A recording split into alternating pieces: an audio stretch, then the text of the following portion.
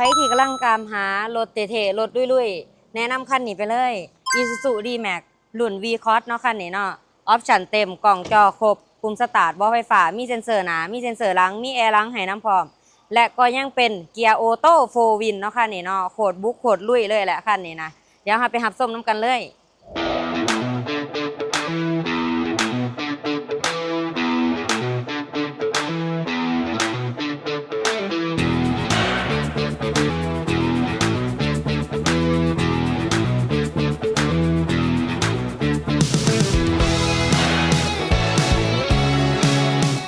สบายดีทั้งสองเอง JN เล่าคาโดนเล่าเหมือนนี้ประคำรีวิวมีรถจะมานำเสนอเป็น Isuzu D-Max เนาะรุ่น V-Cross เลยคันนี้เด้องามๆเลยเด้อทุกคนเด้อออปชั่นเต็มเนาะกล่องจอครบปุ่มสตาร์ทบ่อไฟฟ้ามีแอร์หลังให้น้ำพร้อมเซ็นเซอร์หน้าเซ็นเซอร์หลังตา LED อีกเนาะแวนสามารถปรับแวนพับแวนได้คันนี้มันเป็นเกียร์ออโต้โฟร์วินเด้อคันนี้เด้อหายากสุดๆเนาะ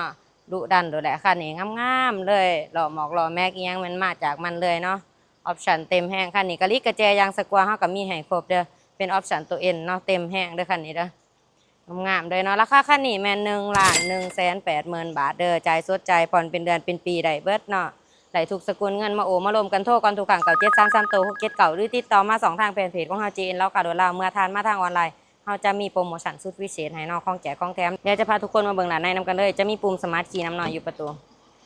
ว้าวทั้งในโคตรงามแห้งเนาะออปชั่นโคตรเต็มแต่งมาจากมันเองเลยเนาะห่อบอหนังสีตะโมให้หลานลังเนาะหลานลังก็เส้นเดียวกันกว้างแห้งเนาะนางหลายคนมีลำโพงคูอยู่เทิงแพรลานให้น้ำเด้อแล้วก็มีแอร์ล้างให้น้ำพร้อมเย็นตัวถึงพวงมาลัยเป็นพวงมาลัยมัลติฟังก์ชันเนาะโคตรเท่โคตรงามเลยปุ่มต่างๆมันอยู่ในนี้เบิดเนาะหน้าปัดงามๆและมีหน้าจอแบบง่ายๆให้เลยเนาะงามแห้งเป็นหน้าจอสัมผัสเด้อทุกคนเด้อนี่เนาะ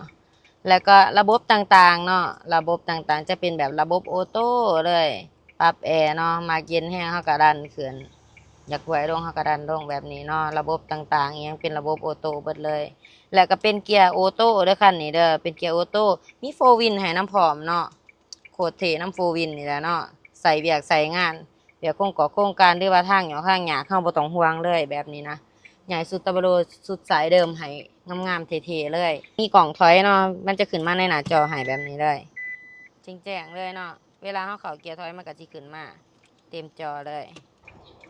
รถแมนเป็นปี2022น้ำใส23เด้อเม็ดอาร์คอยู่ครบทุกจุดทุกเม็ดนองงามๆแบบนี้เลยทั้ง4ด่านเด้อเดี๋ยวพามาเบิ่งทางหลังนำกันเลยอันนี้จะเป็นกล่องถอยเนาะไปดูแม็กไดเนอร์นำกันแม็กไดเนอร์เดิมๆเลยเด้อเดิมทุกอย่างเนาะงามเลยหัวหนอดอยู่ครบทุกจุดทุกเม็ดเด้อฟ้าถ่ายเฮารับประกันให้1,000%เลยแหละงามแบบนี้เลยตาฟืนตาไฟมีเซ็นเซอร์หลานลังให้น้ำผอมเนาะและเซ็นเซอร์หลานหนาก็มีให้น้ำผอมอีกเนาะกะลิกกระแจยางสกวาเฮามีให้ครบเด้อเดี๋ยวเฮามาเบิ่งของจักรของเครื่องฟังเสียงจักรนำกันเลยจักรนิ่มๆเนาะทรงล่างแน่นๆจักรดีแอร์เย็นคันนี้หัวหนอต่างๆยังอยู่ครบเบิดเด้อเดิมเด้อเนาะโดดบ่เคยตามเคยปีนเด้อหมอฟืนหมอไฟยังใหม่ๆจักบ่เป็นไอเป็นควันอีกเนาะจักดีแอร์เย็นฟ้ากระโปรงบ่เคยเปลี่ยนเด้อยิกเขาอยู่เนาะจากโรงงานเลย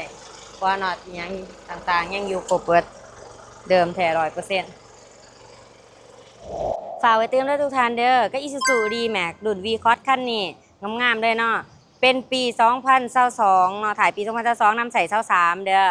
ออปชั่นเต็มกล่องจอครบปุ่มสตาร์ทบ่ไฟฟ้ามีแอร์ล้างให้น้ำพร้อมมีตา LED เนาะเซ็นเซอร์หน้าเซ็นเซอร์หลังเป็นเกียร์ออโต้โฟร์วินเด้อคันนี้เด้อหายากสุดๆเนาะราคาคันนี้แมน1,180,000 บาทเนาะมาโอมาล่มกันได้จ่ายสดจ่ายผ่อนเป็นเดือนเป็นปีไหลเนาะหรือต้องการเอารถมาแลกมาเปลี่ยนมาเทิร์นกันไรเนาะผ่อนได้ถูกสกุลเงินโทรก่อนทุกครั้งเด้อ9733ตัว67เก่าหรือติดต่อมา2ทางแฟนเพจของเฮา JN เล่าค่ะโดดเล่าขอขอบใจทุกท่านที่รับชมคลิปของเฮา